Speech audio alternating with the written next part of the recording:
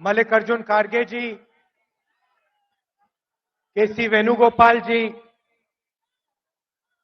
रमेश चन्नीथाला जी, नाना पटोले जी, थोराट जी, विजय वडेट्टीवार जी, रेवंत रेड्डी जी, सुखविंदर सुक्खू जी, Satej Bunty Patil ji,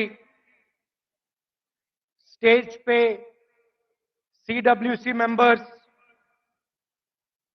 senior नेता, हमारे प्यारे कार्यकर्ता, भाइयों और बहनों, महाराष्ट्र के युवा प्रेस के हमारे मित्रों, आप सबका यहां बहुत बहुत स्वागत, नमस्कार। अंबेडकर जी की कर्मभूमि में आकर आज मुझे बहुत खुशी हो रही है। कांग्रेस का फाउंडेशन डे है और आज हम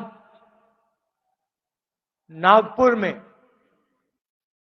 आपसे बात करने, आपसे मिलने आए हैं। देश में विचारधारा की लड़ाई चल रही है। लोगों को लगता है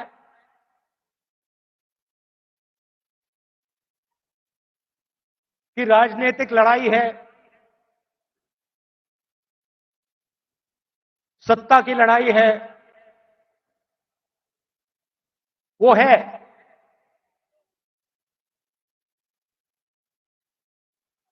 मगर इस लड़ाई की नींव जो है वो विचारधारा की है और दो विचारधाराओं की लड़ाई हो रही है। बहुत सारी पार्टियां हैं,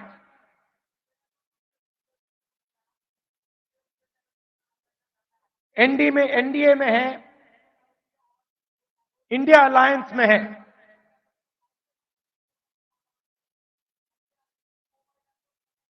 मगर लड़ाई दो विचारधाराओं के बीच में है।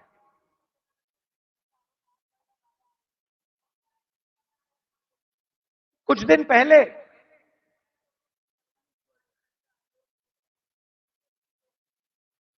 एक बीजेपी का एमपी मुझे लोकसभा में मिला। बहुत सारे बीजेपी के एमपी पहले कांग्रेस पार्टी में हुआ करते थे, ये भी कांग्रेस पार्टी में था।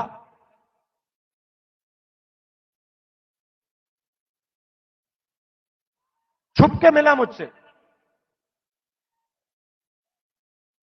मुझे दूर से देखा,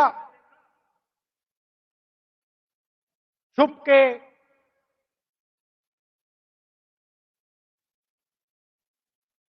डर से कहता है, राहुल जी आपसे बात करनी है।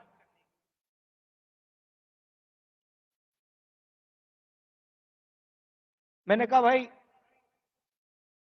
क्या बात करनी है, तुम तो बीजेपी में हो।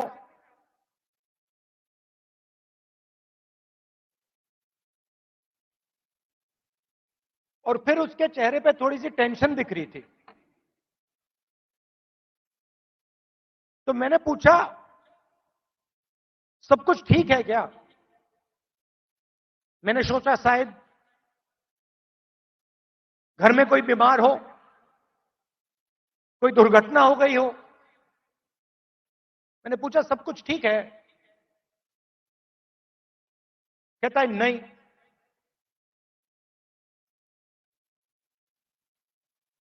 क्या हुआ?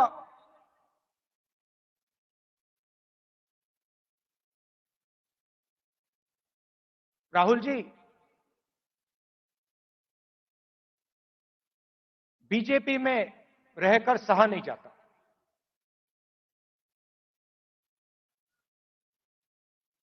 मैं हूं बीजेपी में,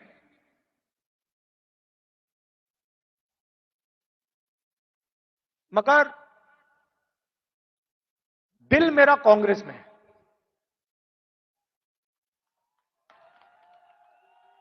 तो मैंने कहा भाई दिल तेरा कांग्रेस में, शरीर आपका बीजेपी में।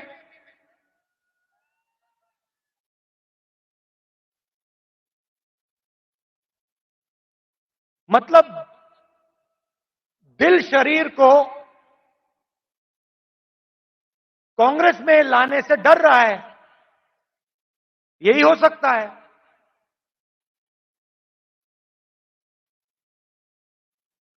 मैंने कहा मन क्यों नहीं बनता वहां? आप एमपी हो,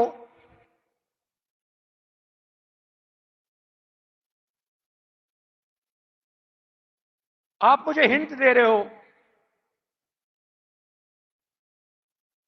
मन क्यों नहीं बनता?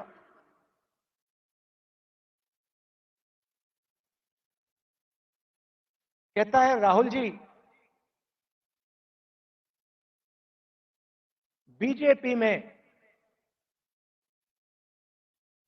गुलामी चलती है। जो ऊपर कहा जाता है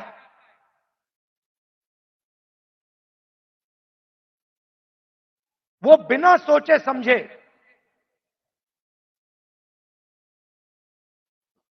करना पड़ता है। हमारी कोई सुनता नहीं, ऊपर से ऑर्डर आता है। मतलब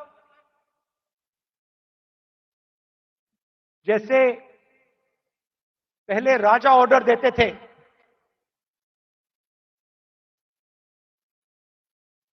ऊपर से ऑर्डर आता है और उसका पालन करना पड़ता है, अच्छा लगे ना लगे, चॉइस नहीं होती। आपको याद होगा हमारे जो पीसीसी प्रेसिडेंट हैं पटोले जी, ये हैं, इन्होंने प्रधानमंत्री से एक सवाल पूछ लिया था। एक सवाल पूछा था किसानों के बारे में। क्या सवाल था? जीएसटी जो आपने लगाया तो उसमें किसानों का क्या हिस्सा रहेगा? हाँ, तो सिर्फ एक सवाल पूछा। सवाल था जीएसटी जो आपने लगाया उसमें किसानों का क्या हिस्सा होगा। मोदी जी को सवाल अच्छा नहीं लगा, पटोले जी आउट हो गए।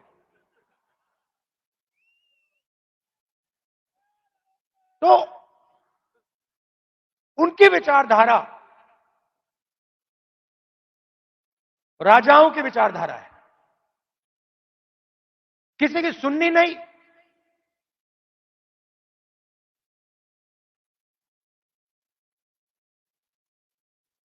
ऑर्डर ऊपर से आएगा,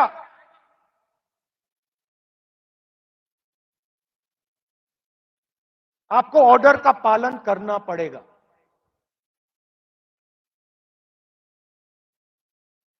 कांग्रेस पार्टी में आवाज नीचे से आती है।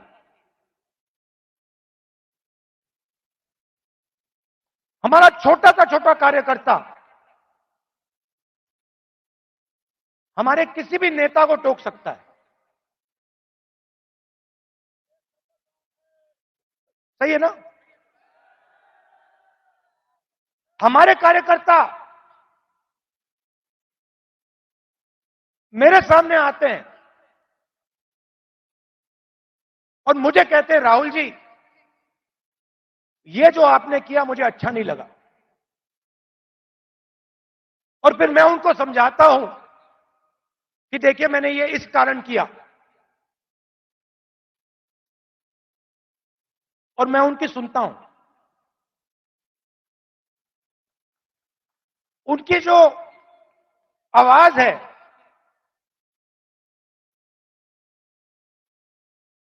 उसका आदर करता हूं, उसका रिस्पेक्ट करता हूं। यह भी कह देता हूं कि भैया मैं आपकी बात से सहमत नहीं हूं,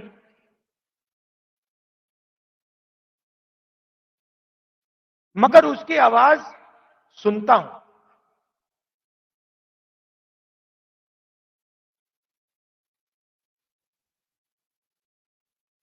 लोग कहते हैं कांग्रेस पार्टी ने क्या किया।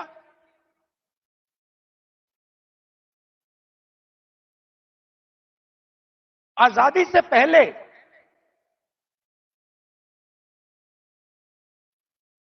अगर आप इस देश में आते, 500-600 राजा थे,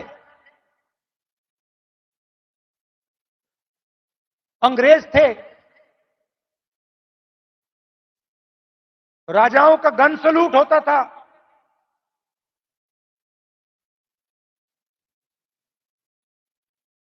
किसी को 19 तोपों का सलूट होता था, किसी को 21 तोपों का सलूट होता था, मगर हिंदुस्तान की जनता को इस देश में कोई अधिकार नहीं था, कोई अधिकार नहीं था।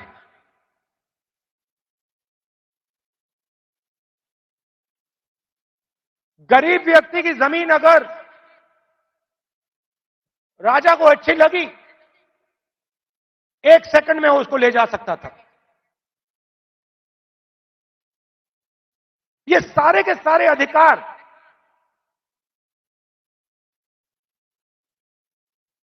जिनकी रक्षा कॉन्स्टिट्यूशन करता है,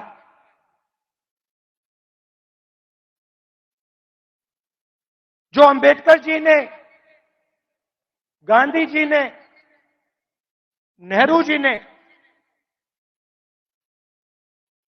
खून पसीना देके बनाया, ये कांग्रेस पार्टी ने दिया है। और आरएसएस के लोग, बीजेपी के लोग इसके खिलाफ थे। आज झंडे के सामने खड़े हो जाते हैं, सलूट मारते हैं। सालों के लिए इन्होंने तिरंगे को सलूट नहीं मारा था। तो सारे के सारे अधिकार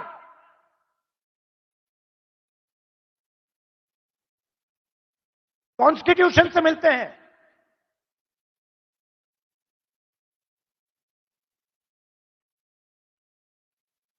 और राजा जो भी करना चाहता था करता था, उसके लिए कोई कानून नहीं थे।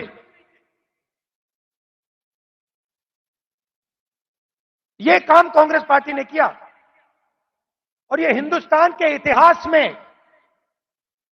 हजारों साल के इतिहास में पहली बार किया गया है। पहली बार एक हिंदुस्तानी को एक वोट दिया गया, चाहे वो दलित हो, आदिवासी हो, महिला हो, जनरल कास्ट का हो, तमिल हो, बंगाली हो, उत्तर प्रदेश का हो। हिंदुस्तान के हर नागरिक को कॉन्स्टिट्यूशन एक वोट देता है।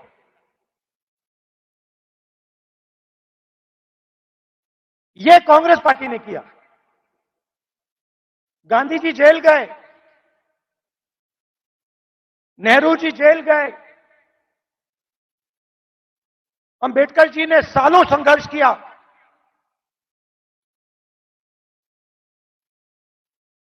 यह कांग्रेस पार्टी ने, अंबेडकर जी ने, सबने मिलकर दिया है।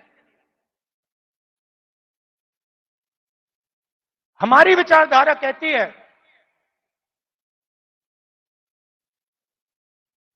कि देश की लगाम हिंदुस्तान की जनता के हाथ में होनी चाहिए और देश को जैसे पहले राजा चलाते थे,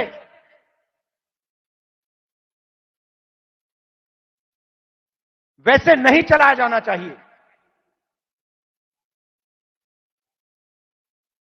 हम जनशक्ति की बात करते हैं, लोक शक्ति की बात करते हैं। आप हमारे सारे के सारे कानून देखिए। आजादी की लड़ाई देश की जनता ने लड़ी थी, राजा महाराजाओं ने नहीं लड़ी थी। उनकी पार्टनरशिप थी अंग्रेजों के साथ। लोग भूल जाते हैं। लोग सोचते हैं कि आजादी की लड़ाई सिर्फ अंग्रेजों के खिलाफ थी। नहीं, अंग्रेजों की लड़ाई अंग्रेजों के खिलाफ थी और राजा महाराजाओं के भी खिलाफ थी। यह सच्चाई है। पार्टनरशिप थी। राजाओं महाराजाओं की अंग्रेजों की पार्टनरशिप थी। उसके खिलाफ कांग्रेस पार्टी लड़ी। किसके लिए लड़ी थी? गरीब जनता के लिए लड़ी थी। अगर आप यहां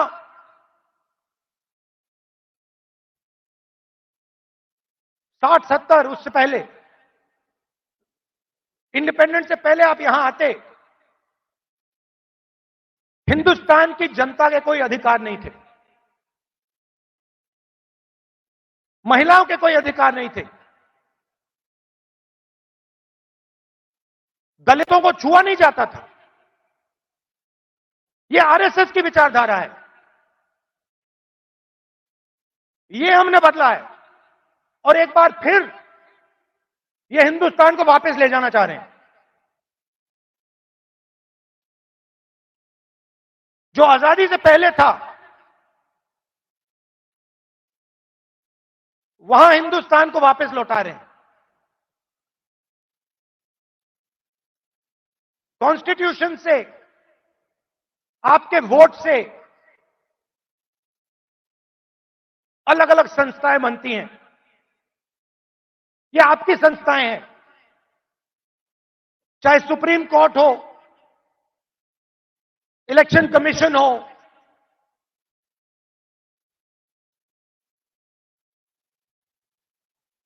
ये आपकी संस्थाएं हैं। सारे के सारे इंस्टीट्यूशंस पर ये कब्जा कर रहे हैं।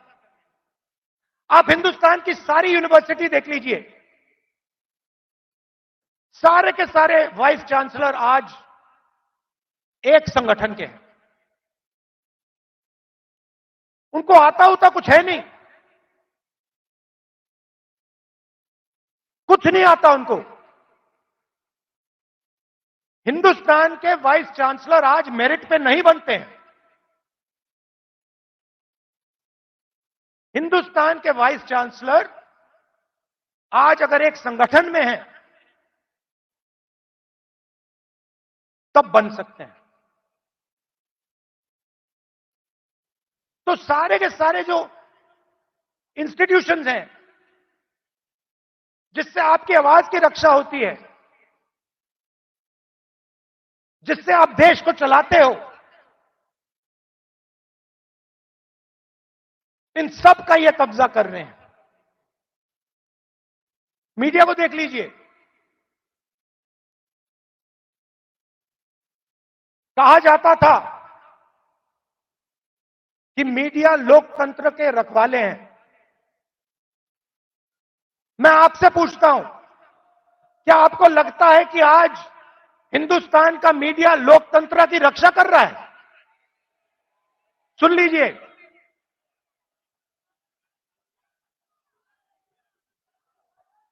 आप इनसे पूछिए, ये आपको बताएंगे कि हमारे दिल में जो है हम नहीं बोल सकते। इनके दिल में क्या है? इनके दिल में वो है जो हिंदुस्तान की जनता के दिल में है, वो नहीं बोल सकते।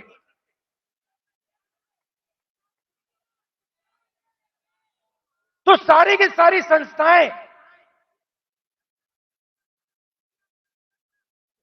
का कब्जा कर दिया मीडिया प्रेशर में। सीबीआई का प्रेशर है, ये देखो ईडी का प्रेशर है।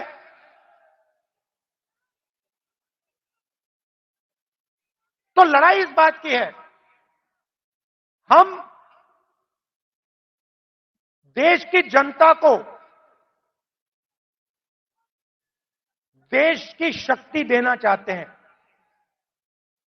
देश की जनता को देश की शक्ति हम पकड़ाना चाहते हैं। लोग कहते हैं कि कांग्रेस पार्टी ने सफेद क्रांति की। हमने सफेद क्रांति में मदद की, मगर सफेद क्रांति को आनंद के महिलाओं ने शुरू की। सफेद क्रांति हिंदुस्तान की नारी शक्ति ने की। हरी क्रांति देश के किसानों ने की। किसानों की शक्ति ने हरी क्रांति की। आईटी रेवोल्यूशन देश के युवाओं ने किया। कांग्रेस पार्टी ने मदद की, कांग्रेस पार्टी ने विजन दिया, मगर आईटी रेवोल्यूशन हमारे युवाओं ने किया। अब मैं आपसे पूछना चाहता हूं कि पिछले 10 साल में नरेंद्र मोदी जी ने कितने लोगों को रोजगार दिया है?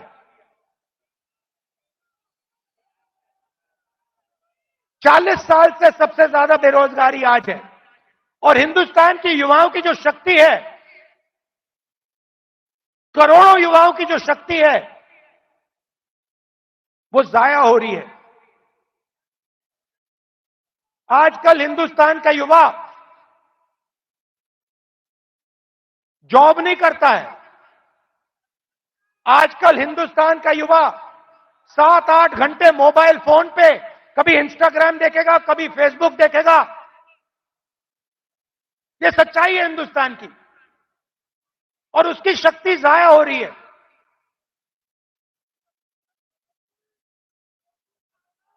एक तरफ किसानों पर आक्रमण, युवाओं पर आक्रमण, और दूसरी तरफ हिंदुस्तान के 2-3 अरबपतियों को देश का पूरा धन दिया जा रहा है।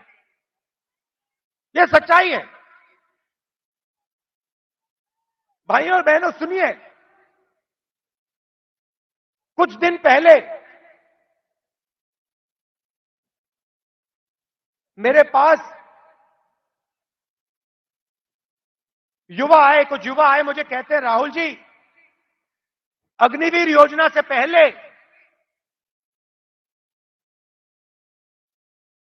हमें आर्मी में ले लिया गया था।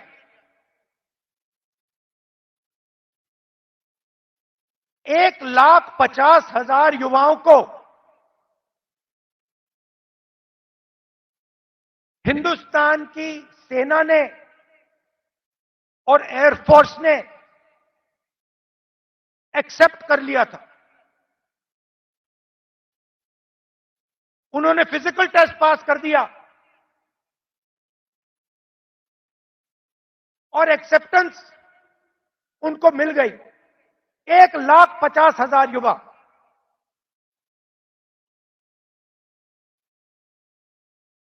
मोदी सरकार ने अग्निवीर योजना लागू की और 1,50,000 युवाओं को उन्होंने आर्मी में, एयरफोर्स में नहीं आने दिया।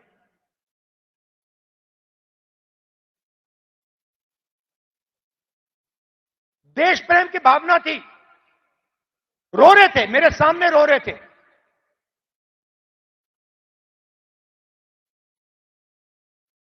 आंसू आ रहे थे, कह रहे थे सरकार ने हमारी जिंदगी बर्बाद कर दी है, जिंदगी खत्म कर दी, हमारा मजाक उड़ाया जाता है। गांव में हमें झूठे सैनिक कहा जाता है। इतनी भी इज्जत नहीं रखी। उनको अग्निवीर योजना में भी नहीं आने दिया।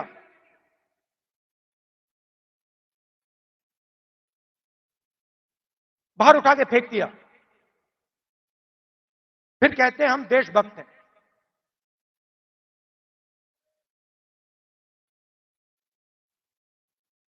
इससे देश का फायदा नहीं होने वाला।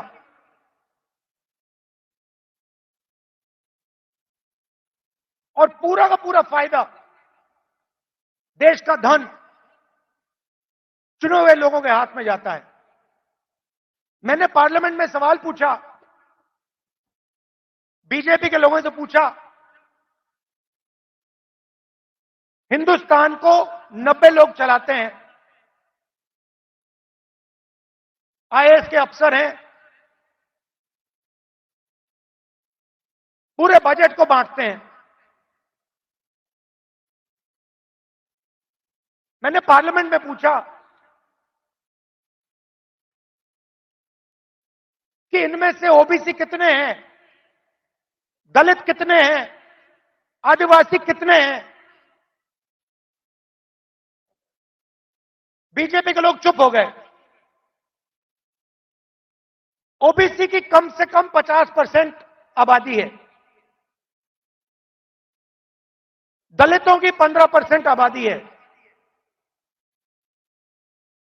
आदिवासियों की तकरीबन 12% आबादी है।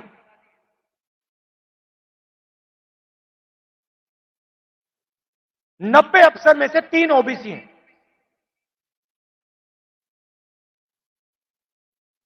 कैसी ओबीसी सरकार चल रही है?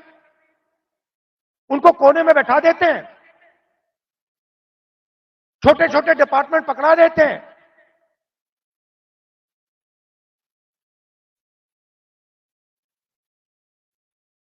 हिंदुस्तान की सबसे बड़ी कंपनी, 100-200 सबसे बड़ी कंपनी की लिस्ट निकालो, मुझे दिखा दो इनमें कौन सा ओबीसी है, कौन सा दलित है, कौन सा आदिवासी है। स्टेट की ब्यूरोक्रेसी में दिखा दो।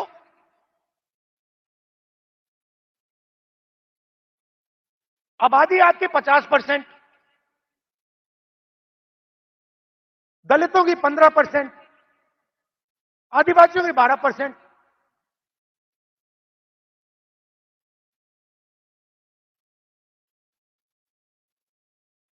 और भागीदारी आपकी कहीं भी नहीं।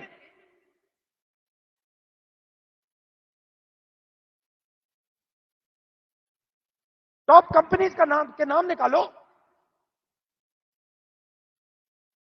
और मुझे दिखा दो इन कंपनियों में ओबीसी कहां बैठा हुआ है, दलित कहां बैठा है, आदिवासी कहां बैठा है।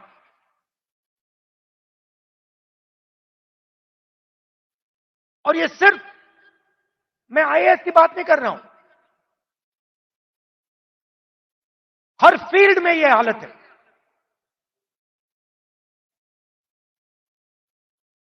तो मैंने सवाल पूछा, मैंने कहा देखिए जाति जनगणना होनी चाहिए,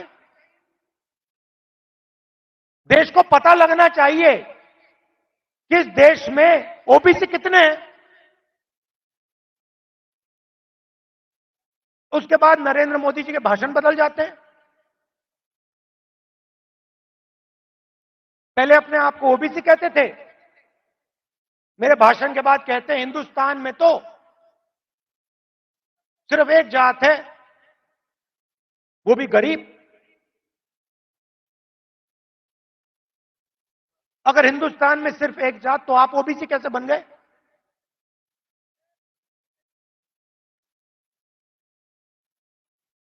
तो हमने निर्णय ले रखा है, जैसे ही हमारी सरकार आएगी, दिल्ली में आएगी, हम जाति जनगणना आपके लिए करके दिखा देंगे।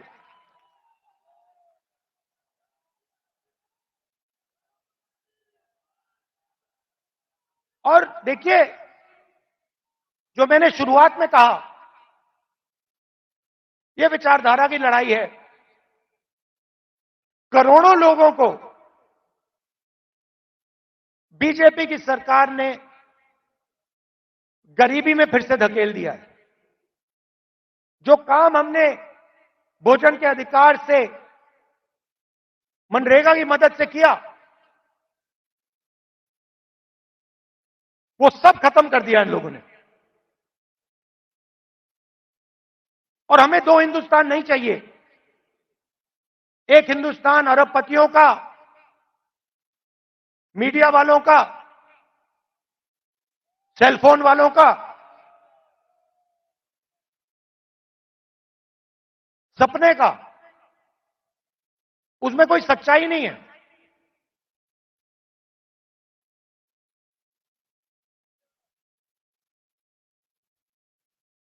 हिंदुस्तान के युवा सोशल मीडिया से जी नहीं सकते, कमा नहीं सकते। हिंदुस्तान के युवाओं को रोजगार की जरूरत है। यह काम नरेंद्र मोदी जी और एनडीए की सरकार नहीं कर सकती। यह काम सिर्फ इंडिया अलायंस कर सकता है, क्योंकि इस काम को करने के लिए हिंदुस्तान की जनता की आवाज को सुनना होगा, नफरत मिटानी होगी और इस देश को एक कर जोड़कर आगे जाना पड़ेगा। कन्याकुमारी से कश्मीर हम चले, 4000 किलोमीटर चले, नफरत के बाजार में मोहब्बत की दुकान हमने खोली। आप कांग्रेस पार्टी की विचारधारा समझना चाहते हो, इस लाइन से आप समझ जाओगे। सिर्फ एक लाइन की जरूरत है। अगर आपके दिल में हिंदुस्तान के लोगों के लिए मोहब्बत है, अगर आप नफरत के बाजार में मोहब्बत की दुकान खोलना चाहते हो, तो आप कांग्रेसी हो।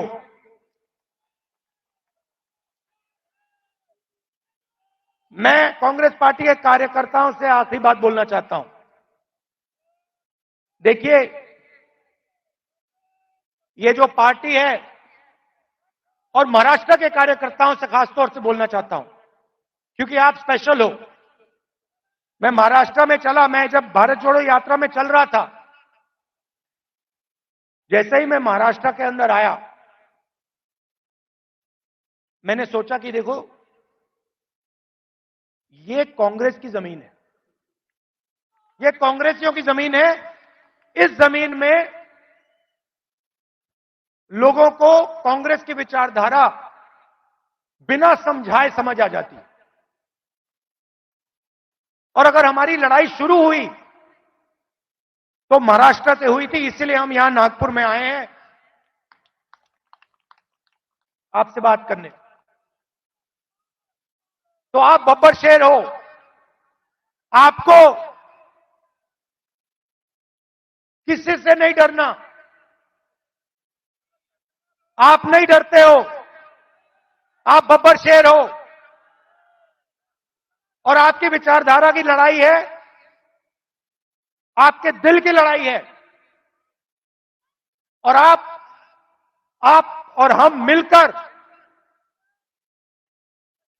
आप और हम मिलकर महाराष्ट्र में और पूरे हिंदुस्तान में चुनाव जीतने जा रहे हैं। आप सबका दिल से बहुत बहुत धन्यवाद।